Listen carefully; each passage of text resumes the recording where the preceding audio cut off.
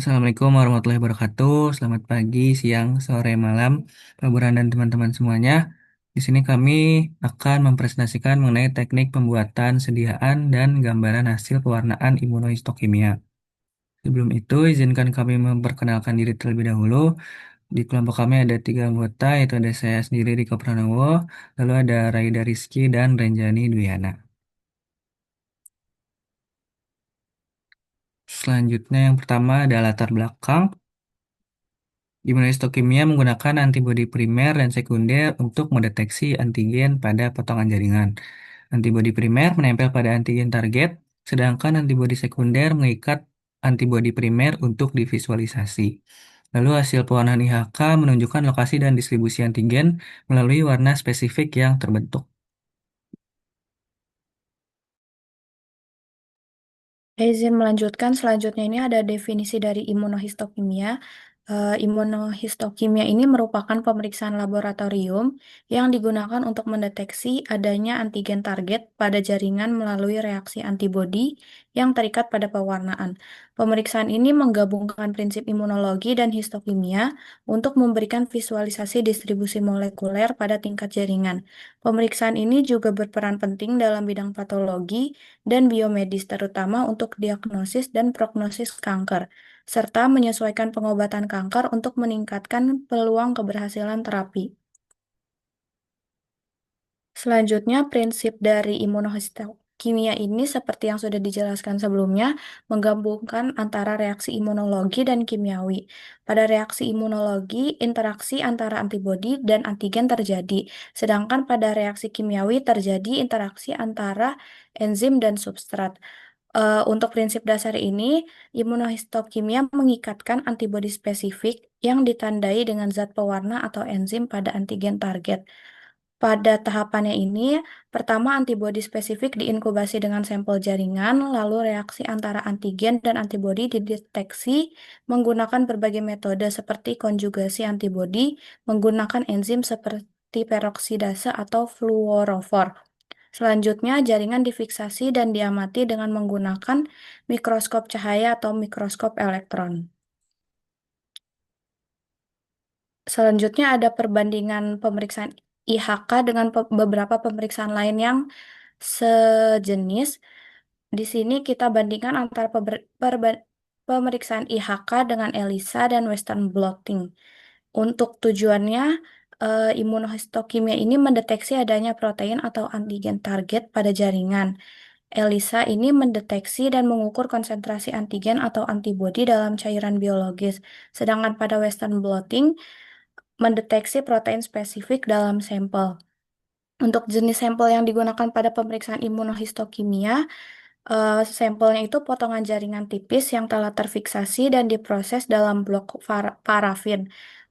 Pada ELISA menggunakan sampel serum, plasma, dan cairan tubuh. Sedangkan pada Western blotting menggunakan sampel ekstrak protein dari jaringan atau sel. Untuk prinsipnya, imunohistokimia ini merupakan interaksi antara antigen dan antibodi pada jaringan yang dilabeli enzim atau fluorokrom untuk divisualisasi. Pada ELISA, prinsipnya antigen direaksikan dengan antibodi berlabel enzim, kemudian ditambah dengan substrat, lalu dihidrolisis menjadi presipitat warna yang akan dideteksi. Sedangkan pada Western blotting, prinsipnya ini protein dipisahkan dengan SDS patch menurut ukuran molekulnya, lalu dipindahkan ke membran, setelah itu diikat oleh antibodi spesifik dan divisualisasi.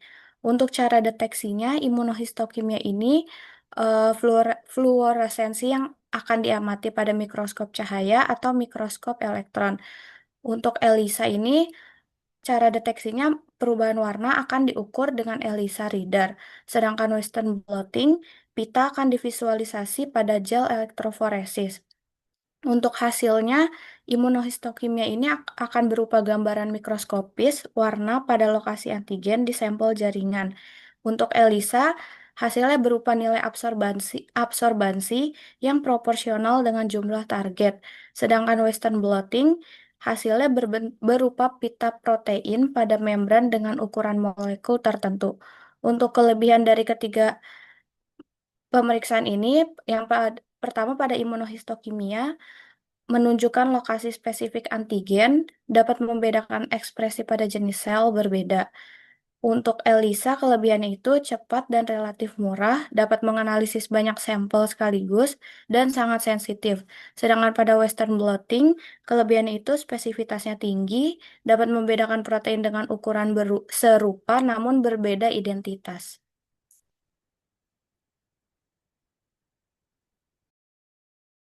Selanjutnya ada tahapan pembuatan slide imunohistokimia.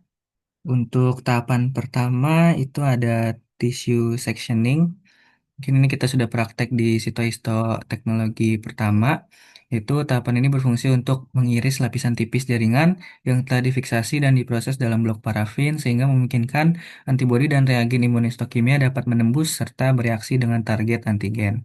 Untuk tata caranya itu yang pertama blok parafin yang sudah difiksasi itu kita letakkan pada holder di mikrotom, lalu kita lakukan trimming hingga permukaan jaringan sudah terpotong permukaannya. Lalu setelah itu kita lakukan sectioning, yaitu pemotongan tipis 3-5 mikron hingga mendapatkan beberapa untayan pita jaringan. Lalu potongan pita tersebut diambil dengan kuas atau pingset, lalu diapungkan di atas air hangat dalam water bath dengan suhu 40-45 derajat Celcius. Lalu bisa kita potong satu potongan pita, lalu kita tempelkan pada slide. Selanjutnya, ada tahapan deparafinasi, yaitu untuk menghilangkan parafin dari jaringan agar antibodi dan reagen yang berbasis air dapat menembus jaringan serta menyiapkan jaringan untuk tahap rehidrasi dan pewarnaan histokimia. Ini dengan cara merendam pada larutan silol 1 dan 2 itu selama masing-masing 10 menit. Lalu setelah itu kita lakukan rehidrasi yaitu dengan direndam dalam alkohol bertingkat yaitu dari mulai alkohol absolut 100%, lalu 90%, 80%, dan terakhir 70% secara berurutan selama 5 menit. Lalu setelah itu bilas dengan air mengalir atau distilled water selama 2 menit.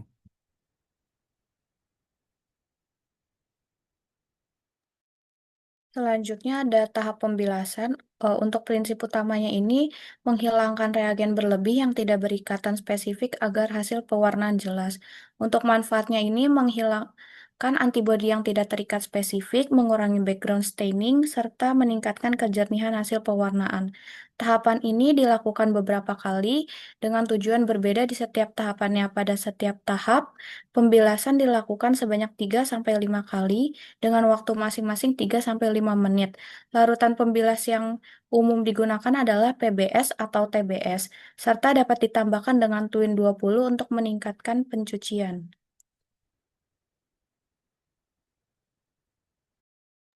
Di tahapan selanjutnya ada antigen retrieval, yaitu tahapan ini bertujuan untuk memulihkan epitop antigen yang tertutupi akibat fiksasi dari formalin dan embedding parafin.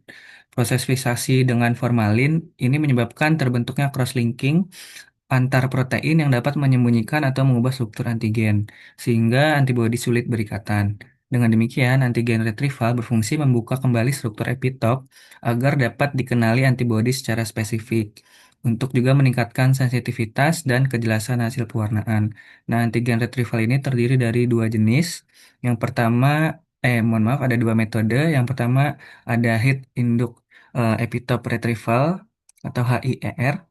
Ini menggunakan pemanasan dan larutan dari buffer sitrat, yaitu tata caranya slide direndam dalam buffer sodium sitrat pH 6,0, lalu dipanaskan dengan alat yang namanya decloaking chamber, ini seperti microwave, itu selama 20 menit. Lalu metode yang kedua ada enzimatik atau EYR. Ini menggunakan enzim proteolitik seperti pepsin, tripsin, dan proteinase K. Enzim ini akan mendigesti sebagian protein jaringan sehingga antigen dapat terekspos. Dipakai untuk antigen tertentu yang sensitif terhadap panas.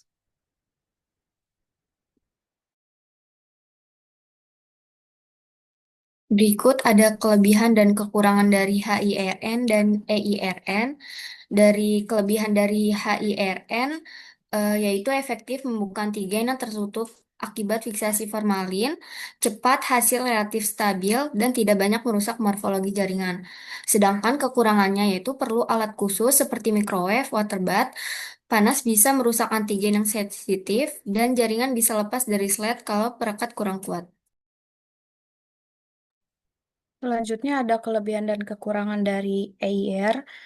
Kelebihannya ini cocok untuk antigen yang tidak tahan panas, tidak menyebabkan lepasnya sayatan atau sampel dari objek gelas, lalu lebih stabil dibandingkan dengan HIER. Selanjutnya, untuk kekurangannya ini dapat merusak jaringan jika waktu atau konsentrasi enzim tidak tepat, atau bisa disebut juga dengan over digestion.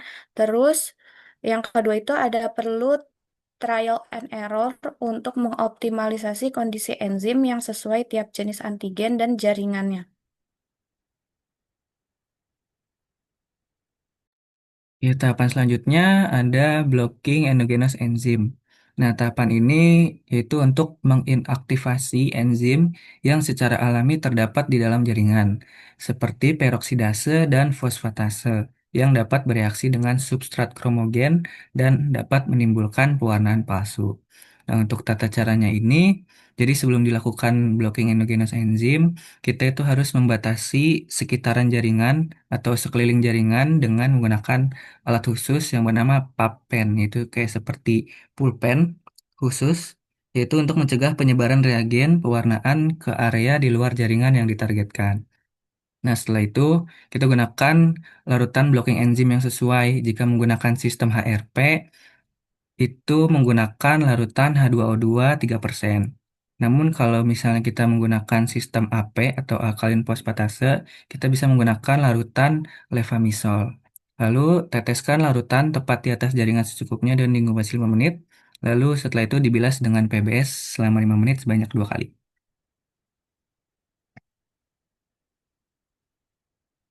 Selanjutnya ada tahapan blocking background staining.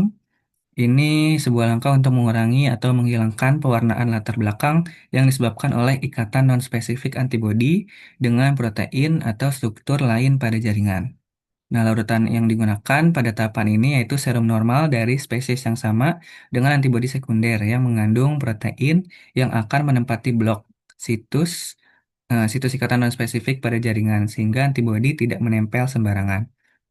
Nah, untuk caranya itu yang pertama menggunakan eh, serum normal dari spesies yang sama dengan antibodi sekunder atau sebagai alternatif bisa juga menggunakan larutan bovin serum albumin atau BSA dengan konsentrasi 5%.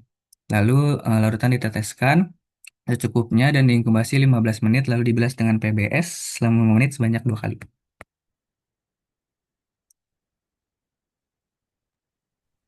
Selanjutnya ada tahap primary antibody, yaitu antibodi yang secara spesifik mengenali dan mengikat antigen target di jaringan. Spesifisitasnya terhadap epitop tertentu biasanya diuji secara eksperimental untuk memastikan tidak terjadi reaksi silang.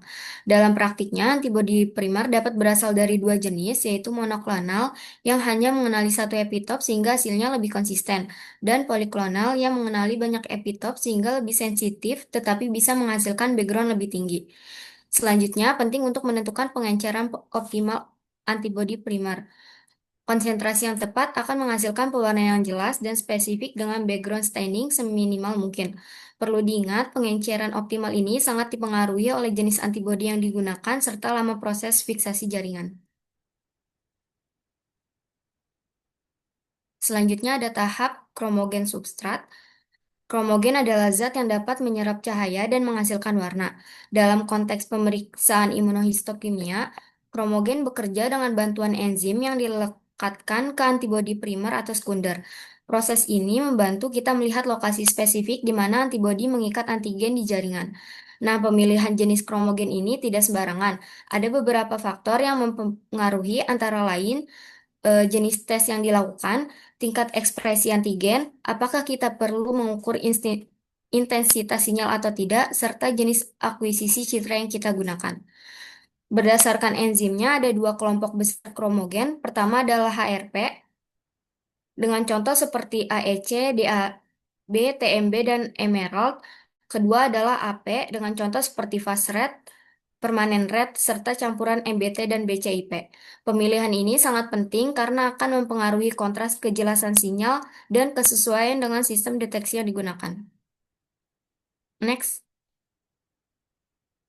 Selanjutnya ada tahap counter staining, yang merupakan teknik pewarnaan tambahan yang bertujuan memberikan warna kontras pada hasil pulasan utama.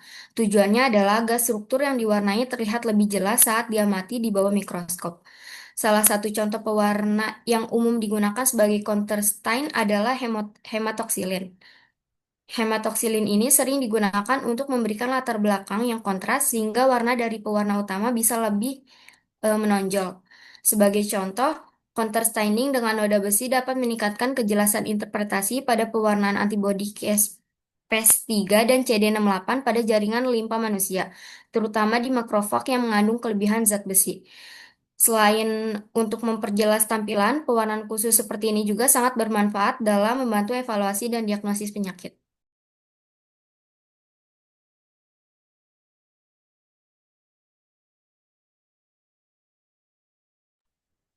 Selanjutnya ada tahap mounting. Mounting ini memiliki dua fungsi utama. Pertama, untuk menjaga spesimen agar tetap awet selama penyimpanan. Kedua, untuk meningkatkan kualitas pencitraan mikroskopis, khususnya dari segi kejernihan dan kontras, sehingga hasil pengamatan menjadi lebih jelas. Kategori mounting dibagi menjadi dua, yaitu organik dan berair. Pada mounting organik, penggunaannya terbatas hanya untuk label enzimatik dan syaratnya adalah endapan berwarna tidak boleh larut dalam pelarut. Contohnya DAB. Sedangkan mounting berair lebih fleksibel karena cocok untuk semua jenis label, bahkan dapat digunakan untuk kombinasi kromogen maupun fluoresen enzimatik. Next.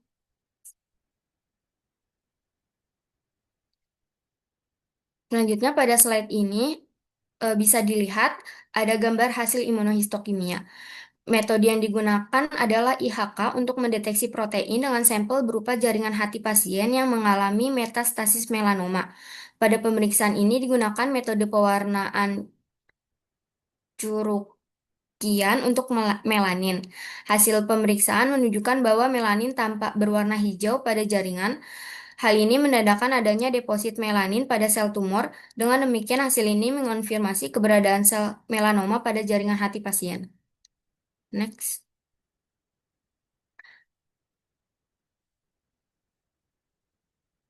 Pada gambar ini menunjukkan hasil imunohistokimia dengan metode Lillis Nail Blue yang digunakan untuk mendeteksi melanin. Sampel yang diperiksa berasal dari jaringan hati pasien dengan melanoma ganas. Dari hasil pewarnaan, melanin terlihat berwarna biru gelap pada jaringan. Gambaran ini menunjukkan adanya deposit pigmen melanin pada jaringan tumor. Temuan tersebut mengonfirmasi keberadaan sel melanoma pada organ yang diperiksa.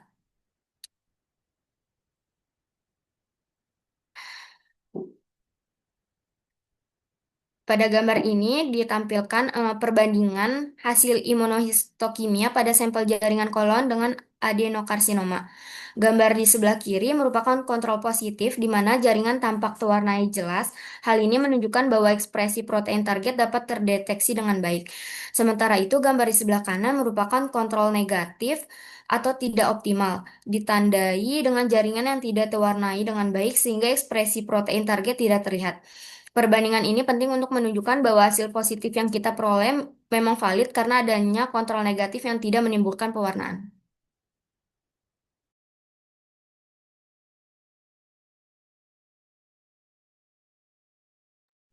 Oke, selanjutnya sebagai kesimpulan, di sini eh, saya akan menjelaskan mengenai alur pembuatan slide agar lebih teman-teman mudah memahami dan lebih sistematis. Di sini alurnya yang pertama dari tissue sectioning. Mungkin dari sini kita sudah pernah praktikum dari pembuatan blok parafin sampai mendapatkan potongan pita dan ditempelkan ke slide. Selanjutnya adalah tahapan deparafinasi, yaitu dengan pertama direndam pada silol 1 dan 2 selama 10 menit masing-masing. Lalu setelah itu direndam pada alkohol bertingkat absolut ini untuk rehidrasi dari mulai absolut 90%, 80%, dan 70% untuk masing-masing 5 menit. Lalu setelah itu dibilas dengan air mengalir. Langkah selanjutnya masuk ke tahapan antigen retrieval, itu slide dimasukkan ke dalam merak eh, Di alat itu ada raknya sendiri yang itu diisi nanti dengan buffer sitrat pH 6,0. Nah, nanti slide-nya dimasukkan. Setelah itu rak dengan slide-nya dan yang sudah direndam di pH sitrat 9 buffer sitrat pH 6,0 ini dimasukkan ke dalam alat decloaking chamber dengan suhu 95 derajat Celcius selama 20 menit. Nah, setelah 20 menit itu raknya dikeluarkan lalu didinginkan di dalam wadah yang berisi air. Lalu dibiarkan pada suhu ruang selama 20 menit. Setelah dingin, itu dibilas dengan PBS 1 dan 2 masing-masing 5 menit.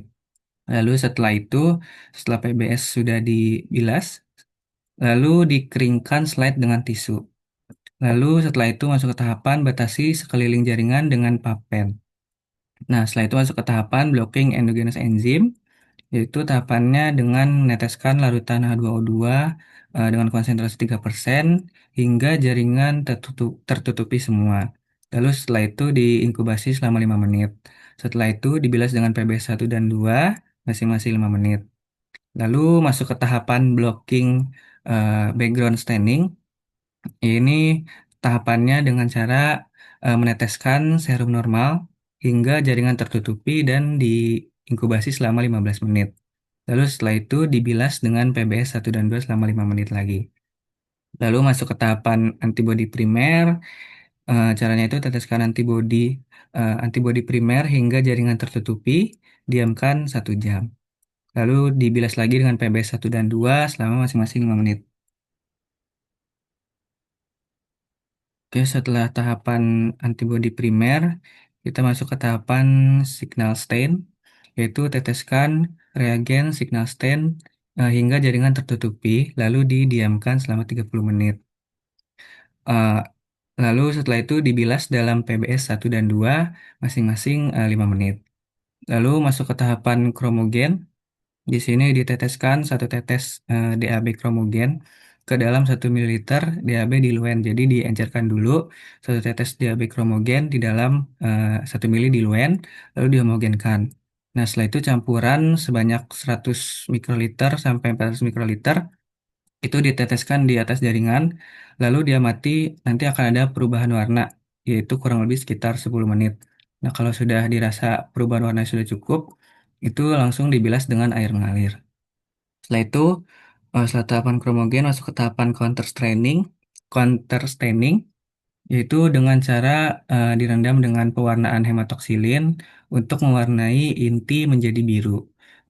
Jadi karena warna sudah terwarnai coklat ya, kromogen dengan pewarna kromogen sebelumnya, nah kita ingin memisahkan supaya kontras antara inti sama antigen dan antibodi yang sudah berikatan dengan kromogen.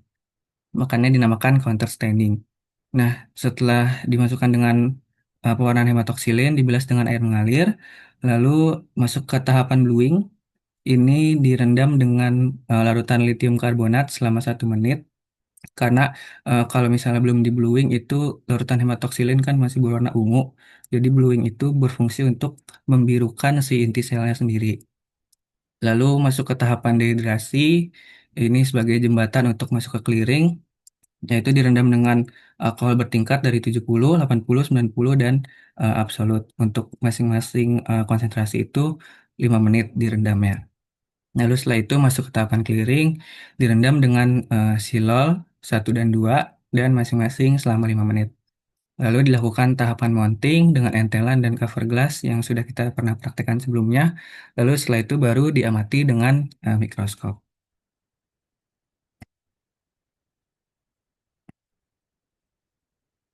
Nah, di sini berikut ada 2 rekomendasi video untuk tahapan alur pembuatan slide-nya bisa disimak teman-teman. Di sini ada sedikit perbedaan, jadi supaya lebih jelas, saya cantumkan 2 sumber. Next. Oke, mungkin cukup sekian presentasi dari kami mengenai teknik pembuatan slide imunohistokimia dan juga gambaran hasilnya. Kurang lebihnya mohon dimaafkan. Wassalamualaikum warahmatullahi wabarakatuh.